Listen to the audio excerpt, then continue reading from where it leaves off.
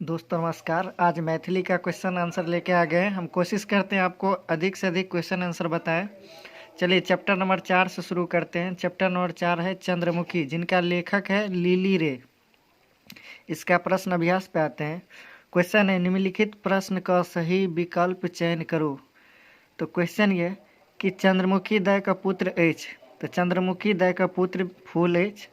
Question number second, माछ खयला से की बढ़ैत अछि, तो माछ खयला से बुद्धि बढ़ैत अछि। निम्नलिखित रिक्त स्थान का पूर्ति करो। क्वेश्चन ये, फूल ओकालत पास केला के बाद माय के प्रतिमास, तो खाली स्थान में पूर्ति करै छै। तो पहिने 5 आ बाद में 10 टका पठाबऽ लगलनि। क्वेश्चन सेकेंड ये, फूल चंद्रमुखी के कोन शहर लऽ जाय चाहे छै, तो मधुबनी शहर लऽ जाय चाहत। क्वेश्चन नंबर 3 के कहिए निम्नलिखित वाक्य के आगू शुद्ध या अशुद्ध लिखू। चंद्रमुखी दय 2 कट्ठा जमीन कीन लेत, तो शुद्ध ये वाक्य, तो ई लिखब शुद्ध। चंद्रमुखी दय अपन खर्च बढ़ा लेलनि, तो अशुद्ध ये मतलब गलत ये, तो अशुद्ध है। एक के बाद क्वेश्चन नंबर 4 ये, चंद्रमुखी कथा के रचयिता के छथि, तो चंद्रमुखी कथा के रचयिता लिली रे छथि। मरीचिका पर कोन पुरस्कार लेखिका के भेटलनि, तो मरीचिका पर साहित्य अकादमी पुरस्कार लेखिका के भेटलनि। चंद्रमुखी के बालक के नाम की छल, तो चंद्रमुखी के बालक का नाम फूल छल। फूल के कोन बीमारी भेलै, तो फूल के कैंसर बीमारी भऽ गेलै। फूल केहन पुत्र छल, तो फूल तेज बुद्धि का मातृभक्त पुत्र छल। एक बाद दीर्घोत्तरीय प्रश्न देखो। क्वेश्चन के चंद्रमुखी कथा के सारांश लिखू, मतलब पूरे कहानी के जे छै संक्षेप में लिखे के लेल कहै छै।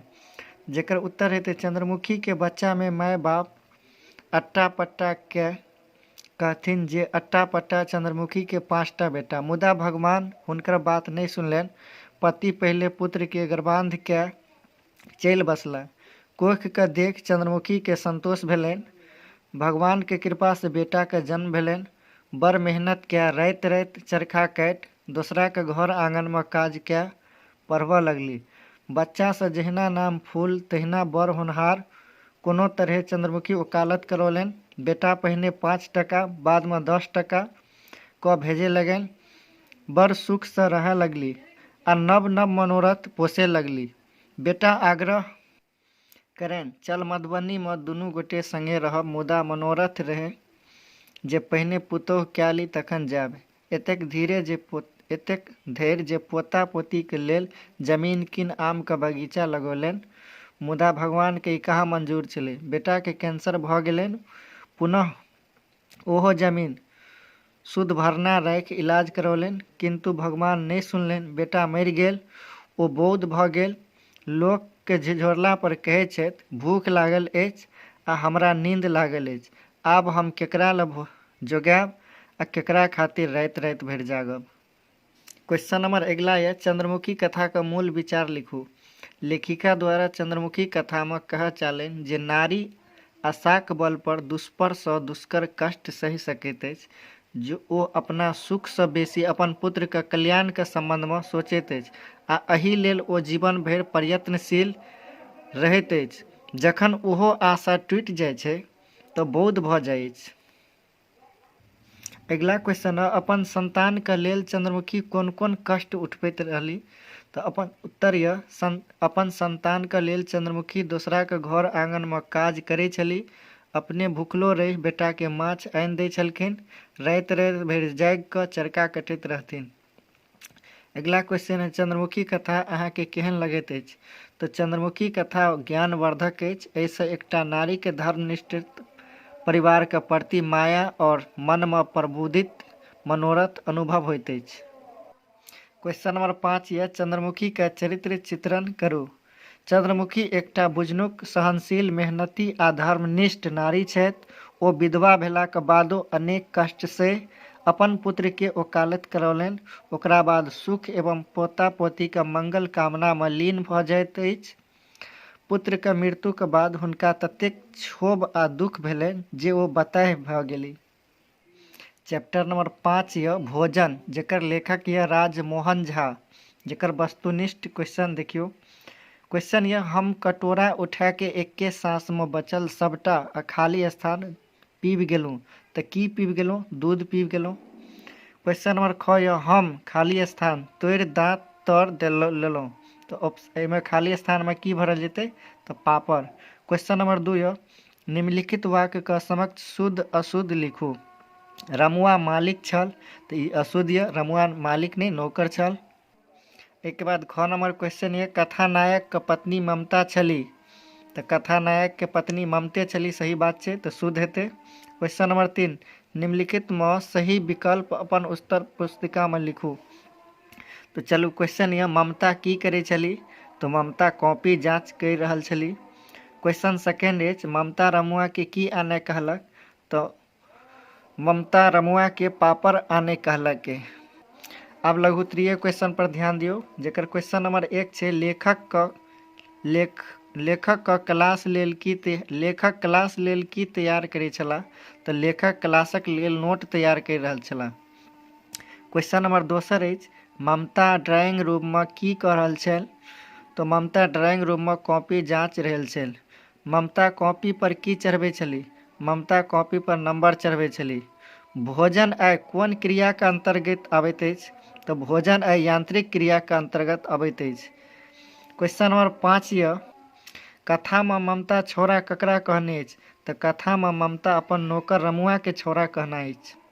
ओहिके बाद दीर्घोत्तरीय प्रश्न यऽ प्रश्न नंबर 1 भोजन कथा का सारांश लिखू।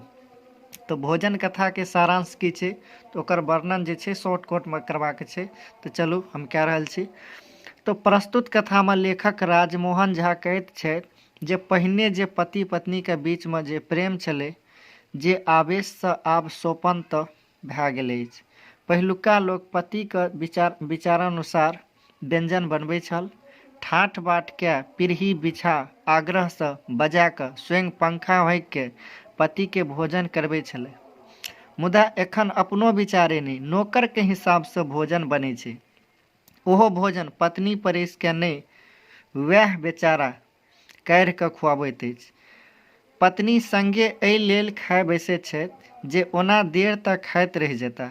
लेखक प्रसंग अछि जे ममता आ ओकर पति कॉलेज में शिक्षक अछि, दुनू गोटे अपन अपन कॉलेजक काज में व्यस्त अछि। ममता के सवेरे जाय पड़ै छनि, हुनकर पति महोदय के किछु कालक बाद ममता के कॉपी जचबाक छै आ पति के नोट्स तैयार करबाक छनि। मुदा ममता के एकर ध्यान लागल छै जे यदि ओ सवेरे नहीं सुतत तऽ भोरे उठि कोना नाश्ता चाय तैयार करबाबत।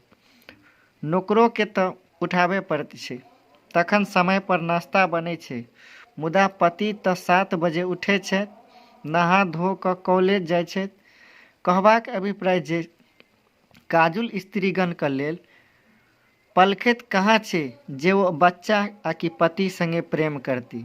हुनका ऑफिसक काज बाद घरहू के काज देखे पड़ै छनि। एहन स्थिति में धन तऽ पर्याप्त भऽ सकै छै मुदा जीवन आनंद तऽ कपलेन रहत। क्वेश्चन नंबर 2 भोजन कथा के उद्देश्य स्पष्ट करू। भोजन कथा के मुख्य उद्देश्य अछि समय के परिवर्तन संग बदलल परिवारक परिदृश्यक निरूपण करब। पहिले नारी के उद्देश्य पति के प्रसन्न राखब छल। ओ पति के हरेक संभव सुख देबा लेल भरोसे भोर से राति धरि बेहाल रहै छली। ओ अपन असीम प्रेम से पति बच्चा एवं समाज के निर्माण करै छली। मुदा आइ परिदृश्यक बदलल छै। पति के संग पत्नी सेहो कतौ धनोपार्जन में लागल छै, जहि कारणे ओकरा एतबा पलखैत कहाँ छै जे ओ अपन ममता के सिंचन कए सकैए, पति के सुख आ कि बच्चा में प्रेम बाँटि सकैए। ओ तऽ अपने कार्य में अपसियात भेल रहै अछि। कार्यालय से अयला के बाद घर के भोजन के व्यवस्था करऽ सेहो ठीक सँ पार नहीं लागैत अछि। ओहिके बाद क्वेश्चन नंबर 3 है प्राचीन आ आधुनिक भोजन का प्रसंग लेखक के विचार स्पष्ट करू।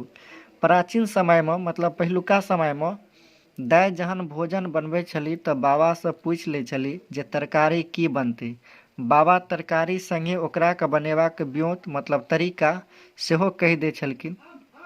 भोजन बनला पर ठाठ पीढ़ी के आगू में पंखा होकैत बैस रहे छलखिन दाइ। मुदा आइ काल्हि भोजन पत्नियों के विचार से नहीं बनैत अछि अपितु नौकर के विचार से बनैत अछि। पत्नी समय देखै छै जे सवेरे खायब तऽ भोरे उठब, नहि तऽ लेटसँ नींद खुजलासँ ड्यूटी छूटि जायत। भोजन संगे खा लै छथि, कारण जे संगे खेलासँ पति जल्दी खा लेथिन, नहि तऽ बेसी कालसँ खेता। पहिने अलग अलग तरकारीके लेल अलग अलग मसाला छलै, एखन सब सब्जीमे एके रंगके मसाला, जैसे परोर होइ कि करेला, स्वाद सबके एके रंग होइए। पहिलुका लोक भोजनके भोजन बुझै छल, लेकिन आबके लोक कुछ नहीं बुझैए। क्वेश्चन नंबर 4 ये ममता के चरित्र चित्रण करू। ममता केहन छलै ओकरे बारेमे लिखैके लेल कहैया। ममता कॉलेजमे अध्यापिका छथि, हुनका भोरे 8 बजे कॉलेज जाय पड़ैए। ओ कॉलेज संगे घरक सब काज ध्यान रखैत अछि। अपना हाथसँ तऽ करैत छथि किछु नहि, मुदा करबाबऽ पड़ैत छनि, तेँ ओ दिन भरि व्यस्त रहैत छथि। ममताके पतिके प्रति अनन्य प्रेम छनि, मुदा समय नहि छनि।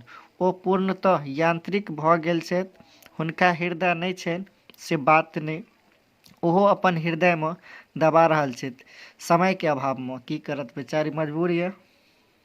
एहिके बाद प्रस्तुत जे कविता यऽ एकर भावार्थ, ई जे शब्द देल यऽ मतलब एकर भावार्थ क्लियर करैके छै, तऽ जे क्वेश्चन कहि रहल यऽ से सुनू। अच्छा, अहाँके एना नहि लगैत अछि जे हमर मतलब अछि भोजन जे हमसभ करैत छी नित दिन, से नहि लगैत अछि जे एकटा यांत्रिक प्रक्रिया अंतर्गत कऽ लै छी, माने अपन आन सब काज जकाँ भोजन काज जकाँ नहीं करबाक चाही। तो एकर व्याख्या कयल जाओ। ई जे प्रस्तुत पंक्ति लिखल यऽ से राजमोहन झा द्वारा लिखित भोजन कथासँ लेल गेल अछि। एहि पाँतिके माध्यमसँ लेखक आजुके बदलल परिस्थितिके दर्शाबैके प्रयास कऽ रहल छथि। ओ कहैत छै जे पहिने भोजन करबाक उद्देश्य पेट भरब आ मनके संतुष्टि करब छल, मुदा आइ समय बदलि गेल। आइ मशीनवत मतलब मशीन जकाँ कोयला डीजल समाप्त भेल मशीनमे दऽ दियौ, ओ चाहे शीशीसँ दियौ या डिब्बासँ दियौ, ओ चलैत रहत। ओकराके ईंधनके काज छै, देबाक तरीका नहि। तहिना मनुक्खोके शरीरके लेल भोजनके आवश्यकता छै, ओकरा समय पर भोजन भेटैत रहबाक चाही। भोजनके तरीकासँ कोनो सरोकार कोनो मतलब नहि रहि गेल अछि। जाहिसँ रुचि आ स्वाद जे मनुक्खक स्वाभाविक गुण छै ओ समाप्त भऽ गेल, समाप्त यानी गौण भए गेल अछि। अगिला क्वेश्चन ये, तेना नहि हमर मतलब भोजन करब क्रियासँ नहीं छल, वर्ब तऽ भेबे केलै, वर्क नहीं हेबाक चाही। चलू एकर व्याख्या करै छी। प्रस्तुत पाँति राजमोहन झा द्वारा लिखित कथा भोजनसँ लेल गेल अछि। एहि पाँतिमे लेखक कहय चाहैत छथि जे भोजन करब क्रिया छी तऽ सत्य छै, मुदा एकरा यांत्रिक क्रिया नहीं बनेबाक चाही। भोजनके काज मात्र पेट भरक नहीं छै, भोजनके उद्देश्य आत्मा संतुष्टि होबाक चाही। ई बात ताबत तक धरि भए सकै छै जाबऽ ओकर निर्माणसँ लऽ कऽ भोजन करै काल धरि तक स्नेह मतलब प्रेम नहीं बोरल जेतै। एकरा काज बुझि संपन्न नहीं कए, प्रेमक प्रदर्शन बुझि कऽ करबाक चाही। एहिके बाद 8म चैप्टर लए कऽ आबि गेलहुँ हँ क्रेक, जकर लेखक यऽ उमाकांत मिश्र। चलू जकर वस्तुनिष्ठ प्रश्न यऽ निम्नलिखितमे सही विकल्प चयन करू। 4 गो विकल्प देल यऽ किताबमे, ओहिमे सँ हमरा चुनैके छै। तो क्रेक शीर्षक कथाके रचनाकार के छै? तो उमाकांत जी अछि। उमाकांत के रचना कोन छनि? तो उमाकांत के रचना छनि क्रेक। क्वेश्चन नंबर 2 के फर्स्ट यऽ खाली स्थान क भरू। तो मानि लिअ जे ओकर खाली स्थान क्रेक छल, तऽ की छल क्रेक? नाम छल। अर दर गबैत खूब रेशमो, खाली स्थान आ चलबैत रहता। तो कथी चलबैत रहे? टेम्पू चलबैत रहे। ए खाली स्थान में टेम्पू खाली स्थान यऽ। क्रेक स्टार्ट क चलि पड़ल। तो स्टार्ट क चलि पड़ल कथी? तो क्रेक के। तो क्रेक गाड़ी स्टार्ट क चलि पड़ल। एक बाद क्वेश्चन नंबर 3 यऽ शुद्ध अशुद्ध पाँति के चिन्हित करू। मतलब एहि क्वेश्चन में शुद्ध कोन यऽ अशुद्ध कोन यऽ? तो क्रेक हरदम दाँत चिरारने बत्तीसी देखबैत रहे। सही बात छै। तो हरदम जे छै दाँत चिरारने और बत्तीसी मतलब अपन दाँत देखबैत रहे के। तो क्रेक ई बात सही छै, तो शुद्ध हेतै। बेसी काल ओ एकछाहा मैथिली बजै, इहो बात सही छै, चलू शुद्ध हैत। क्रेक टेम्पू नहीं चलबै छै, तो टेम्पू कथी वो बस चलबै छलै थोड़ी न, तो टेम्पुए चलबै छलै, तो ई बात गलत छै, तो अशुद्ध हेतै। चलू एकर लघुत्तरीय क्वेश्चन हम देखा दै छी। क्वेश्चन ये टेम्पू चालक का नाम की अछि? तो टेम्पू चालक का नाम क्रेक अछि। क्वेश्चन नंबर 2 टेम्पू चालक क्रेक नाम से जानल। क्वेश्चन नंबर 2 देखियो टेम्पू चालक क्रेक नाम से जानल जाय छै किया? तो किया तो ओ हरदम हंसैत रहै अछि आ सबके हंसबैत रहै अछि। कखनो के टेम्पू तेना चलबै छै जेना दोसर टेम्पू के ठोकर मारि देत। कोनो अनजान बूढ़ आ बुजुर्ग के देख प्रणाम कए लैत अछि, जाहिसँ सब ओकरा क्रेक कहै जाइ छल। अगला क्वेश्चन ये क्रेक बेसी काल कोन भाषा बजै? तो क्रेक बेसी काल मैथिली भाषा बजै। क्वेश्चन नंबर 5 ये क्रेक समदर्शी अछि कोना? तो उत्तर हेतै क्रेस सबके सर कहै अछि, चाहे वो पुरुष हो या नारी, बच्चा हो या बूढ़, पढ़ल हो या मूर्ख, ताहिसँ लगै अछि जे ओ समदर्शी मानल जाइत। ओहिके बाद अगला क्वेश्चन ये क्रेक कोना एकटा महिलाके इज्जत बचौलक? तऽ क्रेक गाड़ी पर एकटा सुंदर नारी के देख एकटा लफंगा ओकरा संग छेड़खानी करे लगले। असगरे डर भेलै, मुदा एहन म्यूजियम लग 10 आदमी के देख तऽ ओ ओकरा से कहलक, उतरबे कि शोर करियौ आदमी के। ई सुनि लफंगा उतरि गेल आ ओहि महिला के इज्जत बचि गेल। एहिके बाद अगला क्वेश्चन ये क्रेक कथा के सारांश लिखू। तऽ एकटा हंसमुख हंसौर टेम्पू चालक छल। ओ सदैत हरदम हंसैत रहै छल, कोनो एकटा मैथिली गीतके धुन गबैत रहै छल, बूढ़ पुरान के देख प्रणाम कए लै छल आ गाड़ी सेहो तेज गतिमे चलबै छल। ई सब लक्षण देख लोक ओकरा क्रेक कहै छलै। ओ स्वयं तऽ हंसते रहै छल, पैसेंजर सबके सेहो हंसबैत रहै छल। ओ अपन सब पैसेंजर के सरे कहै छल, चाहे ओ बच्चा होय आ बूढ़ होय, बूढ़ पुरुष कोई होय या नारी होय। यह ओकर दिनचर्या भए गेल छलै। एक दिन लेखक ओहि गाड़ी से जा रहल छलाह। रास्ता में एकटा सुंदर नारी सेहो चढ़ली। फेर किछु दूरक बाद एकटा लफंगा सेहो चढ़ि गेल। ओ ड्राइवर के बगल में बैसल, मुदा किछु दूरक बाद ओहि स्त्री के बगल में बैस गेल आ ओकरा दिस खराब आंखि से देखे लागल। ड्राइवर के खराब लगले, ओ प्रतिरोध केलक। लेखको संग देखलनि, मुदा लफंगा नहीं सुनलक। ओ अड़ि गेल। ताबत तक म्यूजियम लग 10 आदमी के देख क्रेक के बल भेटलै। ओ कहलक, तो उतरे छ कि शोर करियो आदमी सबके। एतबा सुनते ओ लफंगा धमकाबैत उतरि गेल।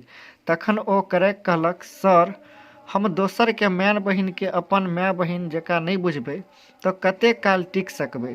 दोसरा के इज्जत लऽ कऽ चलै छियै, तो ओकर रक्षा में प्राणो चलि जायत तो परवाह नहीं है। ई सुनि लेलक। ओकर कर्तव्य एवं दायित्व के बोध सुनि ढंग रहि गेला आ ओहि दिन फेर ओ टेम्पू नहीं चलेलक। ओहिके बाद क्वेश्चन नंबर 2 यह क्रेक कथा के कथ्य मतलब स्पष्ट करू। क्वेश्चन के आंसर यह क्रेक कथा में दूगो वस्तु कहल गेल अछि। एक तो मनुष्य के जीवन का आनंद प्रसन्नता पूर्वक लेबाक चाही, यद्यपि लोक एकरा नीक नहीं बुझै अछि, तें हंसौर टेम्पू चालक के सब क्रेक नाम राखि देने छलै। दोसर, अपने इज्जत दूसरा के इज्जत बुझे के चाही। यदि हम उनका माय बहिन के इज्जत नहीं करबै तो हमरो माय बहिन के केओ इज्जत नहीं देत। दोसर, मानवता के कारणे हमरा लोकनिक ई कर्तव्य बने अछि जे सबके इज्जत के रक्षा हमरा लोकनि के करबाक चाही। ओहिके बाद क्वेश्चन नंबर 3 ये क्रेक के चरित्र चित्रण करू। तऽ क्रेक एकटा विचारवान हंसौर टेम्पू चालक अछि। ओकरा हृदय में कोनो राग द्वेष आ ईर्ष्या नहीं छै। ओ टेम्पू चला अपन जीवन बिता रहल अछि, मतलब व्यतीत करैत अछि, मुदा ओकर जीवाक ढंग अलग छै। ओ अपन जीवनक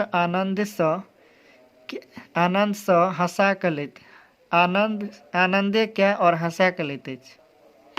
टेम्पू चलबैत काल कोनो टेम्पू वाला दिस सटबय लगैत अछि, जाहिसँ किछु तऽ ओकरा गारि पड़ि दैत छै। जे बुझि गेल अछि ओ हंसय लगैत अछि। कोनो बूढ़क आगू में टेम्पू रोकि ओकरा प्रणाम करैत अछि, जाहिसँ कतेको ओकरा गारि पड़ि दैत छै, मुदा मस्त भेल टेम्पू चलबय लगै अछि। कोनो पैसेंजरो को किछु कहैए तो हंसे लगै अछि। ई सब ओकर हंसौरक तरीका छै, मुदा अछि ओ विचारवान। कारण जखन लेखक सड़क क खराब होय लेल सरकार के दोष दै छै तो आम जनता के कर्तव्यहीनता दिस इंगित मतलब इशारा करैत अछि आ जान पर खतरा मोल लऽ ओ महिला के इज्जत रक्षा करैत अछि, जाहिसँ ई बोध होइए कि वो चरित्रवान मतलब कैरेक्टर वाला अछि। एके बाद अगला क्वेश्चन ये टेम्पू पर सवार महिला के सौंदर्य मतलब महिला केहन छल ओकर वर्णन कयल जाय, वर्णन करू। चलू उत्तर है ओहि टेम्पू में सवार भेल महिला पूर्ण यौवना मतलब पूरे जवान 20-25 वर्ष के छली। सुरेबगर मुँहक काट छाट गेहुमा रंग के गोर छल, ओकर बाँहि सोटल सोटल पोछल पाछल छलै, हार काट सेहो बान्हल रहे, चेहरा चमचमाइत चकाचक, तय पर सिंदूरक आभा ओकर सौंदर्य का महिमा गरिमा के शिखर पर पहुँचे छल। जेना बुझायल छल जे कृष्ण के राधा यह तऽ नहीं रही। अगला क्वेश्चन ये क्वेश्चन नंबर 5 पठित पाठ के आधार पर अपन दायित्व आ कर्तव्य का पालन कोना कैल। जकर उत्तर अछि क्रैक ओहि गुंडवा के चालि ढालि देख क्रोधित भए गेल। ओ गुंडवा टेम्पू पर सवार एकटा युवती के इज्जत लेबे चाहे छल, मुदा ओ म्यूजियम लग 10 आदमी के देख टेम्पू रोकि देलक आ कहलक जे तो उतरे छ कि शोर करियो आदमी के। ओ गुंडवा के आदमी सभक भय से मतलब डर से टेम्पू से उतरि गेल आ क्रैक पुनः टेम्पू आगू बढ़ा अपन दायित्व आ कर्तव्य के पालन केलक। अगला क्वेश्चन ये निम्न पंक्ति के सप्रसंग व्याख्या करू। जे क्वेश्चन ये मुदा ओ अछि जे कोनो परवाह नहीं करे, ककरो से कुनह नहीं रखा, अपन काज पर डटल रहे, ओहिना हंसैत कखनो मोन छोट नहीं करे। तो एकर व्याख्या कयल जाय। चलू व्याख्या करै छी। प्रस्तुत पाँति उमाकांत द्वारा लिखित कथा क्रैक सँ लेल गेल अछि। एहि पाँति के माध्यम सँ लेखक एकटा एहन टेम्पू चालक के परिचय करबै छथि जे हँसौर अछि। ओ अपनो हँसैत अछि आ दोसरा के हँसबैत रहै अछि। ओ अपन जीवन आनंद सँ राग द्वेष रहित भए बितबैत अछि तऽ लोक ओकरा के क्रैक कहै छै। संसार में नीक लोक के लोक एहिना तिरस्कार करै छै, मुदा जखन ओकर गहराई में जाइ अछि तऽ दंग रह जाइत अछि। चलू एही प्रकार क्वेश्चन अगला अछि सुरेबगर मुँहक काट छाट गहुमिया गोराइ सोटल पोछल पाछल बाँहि बान्हल हार काट चमचमाइत चकाचक चेहरा 20-25 वर्षीय नायिका सिंदूरक आभा सौंदर्य का महिमा गरिमा के शिखर पर पहुँचबैत बुझायल छल जे कृष्णक राधा क्षितितल लावणी सार यह तऽ नहीं छली। जेकर व्याख्या अछि कि प्रस्तुत पाँति उमाकांत द्वारा लिखित कथा क्रैक पाठ सँ लेल गेल अछि। एहि पाँति में लेखक नारी सौंदर्य चित्रण अछि।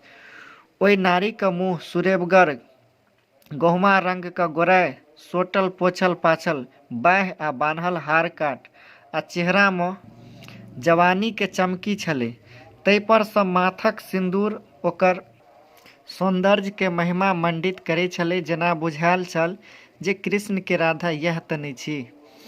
एक बाद पाठ में प्रयुक्त निम्न शब्द के अर्थ लिखू। परीछ, परीछ के मतलब है जांच के। गुम्हरैत, गुम्हरैत के मतलब है क्रोध पूर्वक देखब यानी गुस्सा से देखब। बत्तीसी, बत्तीसी के मतलब है सब दांत। पीते, माहुर आ खोराकी, ए तीनों के मतलब है अति क्रोध आ खोराकी के मतलब है भोजन। चलू एक के बाद हम चैप्टर 10 लेके आबि गेल छी।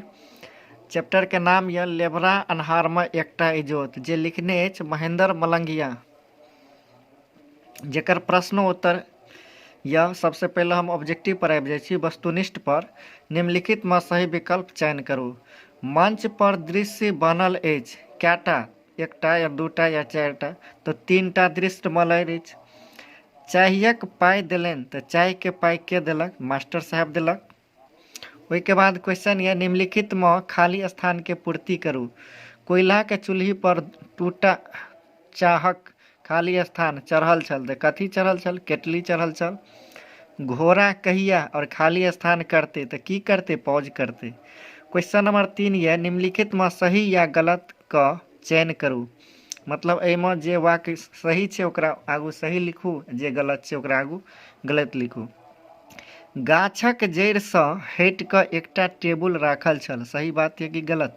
तऽ गलत बात यऽ। शांति निकेतन बंगालक बेलपुरीमे अछि। ई बात सही यऽ, तऽ एकर आगूमे सही लिखब। ई बात सही यऽ। चलू लघुत्तरीय क्वेश्चन देख लियौ। प्रश्न नंबर 1 छै, लेबरा अन्हारमे एकटा इजोत एकांकी लेखक के छै? तऽ लेबरा अन्हारमे एकटा इजोत एकांकी लेखक महेंद्र मलंगिया छथि। क्वेश्चन नंबर 2, बीच वाला दृश्य में पढ़ाई कतऽ होइ छला? तो बीच वाला दृश्य में पढ़ाई गाछक तर में होइ छथि। ओहिके बाद अगला प्रश्न यऽ 3 नंबर, छात्र सब कोन चीज पर बैसल अछि? तो छात्र सब बोरा पर बैसल अछि। क्वेश्चन नंबर 4 यऽ, शांति निकेतन के अर्थ की होइत अछि? तो शांति निकेतन के अर्थ होइए शांति के घर। क्वेश्चन नंबर 5 यऽ, चाह पानक दाम के देलनि? तो चाह पानक दाम मास्टर साहब देलनि। ओहिके बाद अगला क्वेश्चन जे दीर्घोत्तरीय यऽ, चलू क्वेश्चन देख लियो। लेबरा अन्हार में एकटा इजोत एकांकी में लेखक के विचार क्लियर करू, स्पष्ट करू। तो आंसर हैत, एहि एकांकी में लेखक कहय चाहे छै जे हमर समाज गप करे में बड़ बुधियार, बड़ प्रतिष्ठित आ पैघ, मुदा करनी बेर में चौपट। कतबो धनिक छथि कहबे लेल, मुदा बेर पड़ला पर दसगर्दा काज में एको पाइ देब ओ निरर्थक मतलब बेकार बुझैत छै। लोक के ठैक के खेबा में अपना के होशियार बुझै छै। जमीनक अभाव में ई स्कूल घर नहीं बनै छै। सभक बच्चा भीज जाइ छै, तें केओ चंदा पर तैयार होइत अछि। आन जमीन देबे पर मुदा मास्टर साहब के चुटकी ले कहै छै जे चिलके लाथे चिलकौर जीवे छै। मात्र एहि कुटी चालि में ओ सब अपन समय व्यर्थ करै छै। एहि सबसँ ग्रामीण लोकनिक मनोवृत्ति के चित्रण होइ अछि।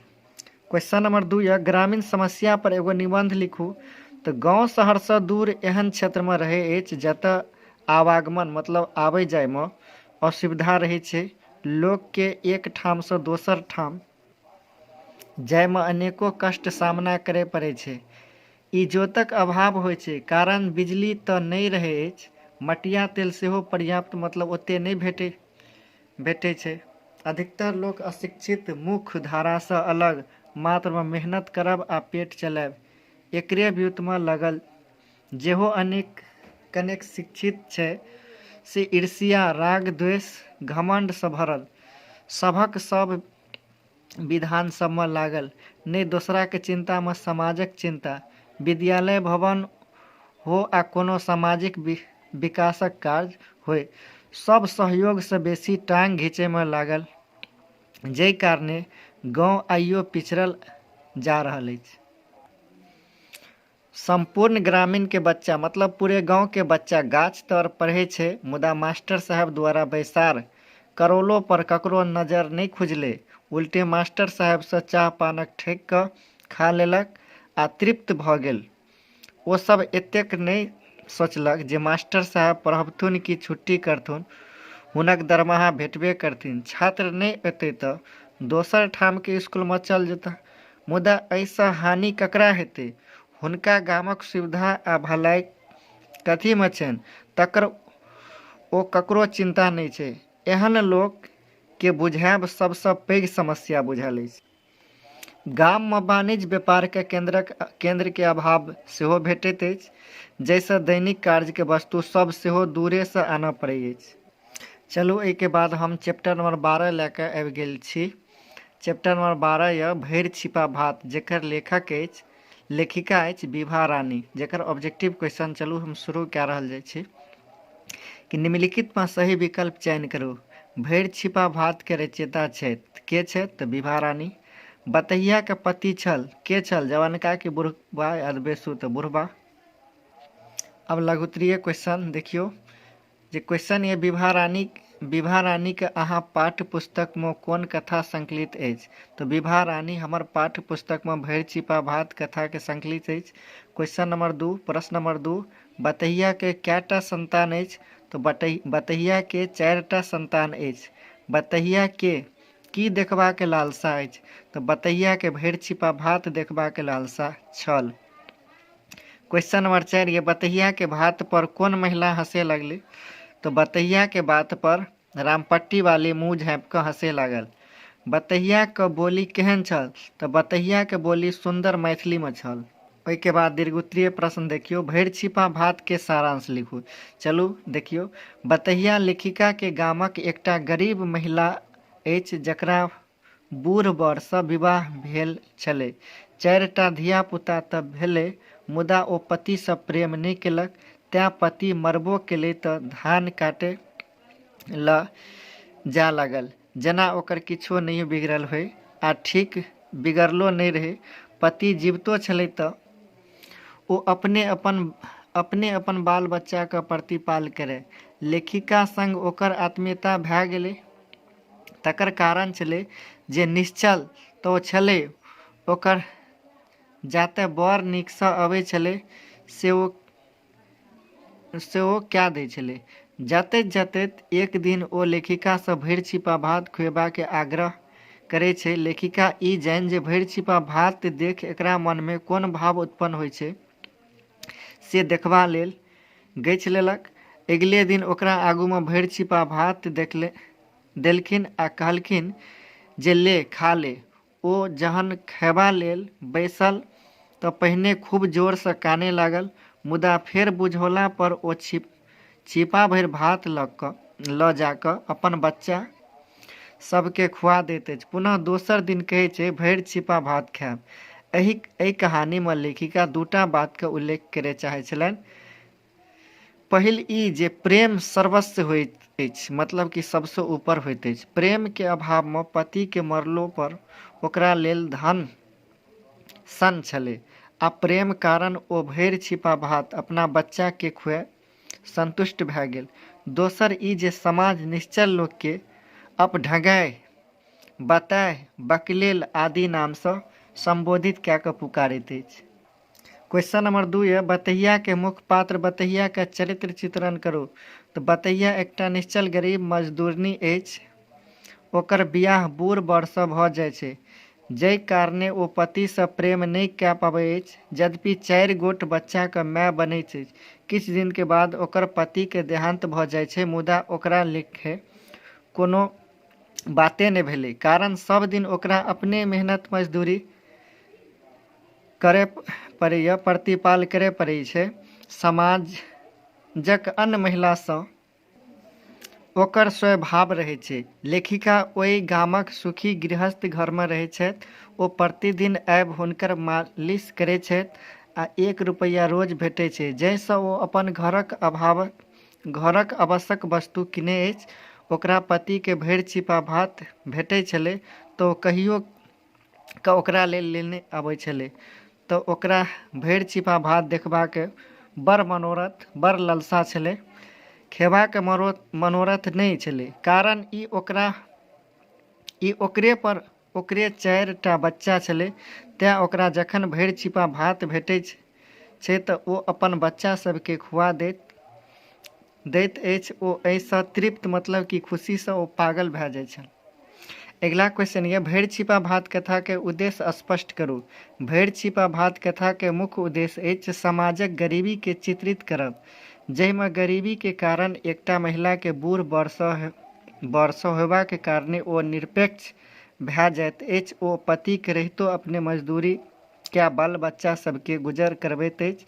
दोसर बात जे कहल गेल अछि जे ओ अछि समाज सज्जन के बताय, बकलेल आदि नाम सब राखि दैत अछि। ओहिके बाद देखियो शिवगीत यऽ, जेकर लेखिका अछि विद्यापति।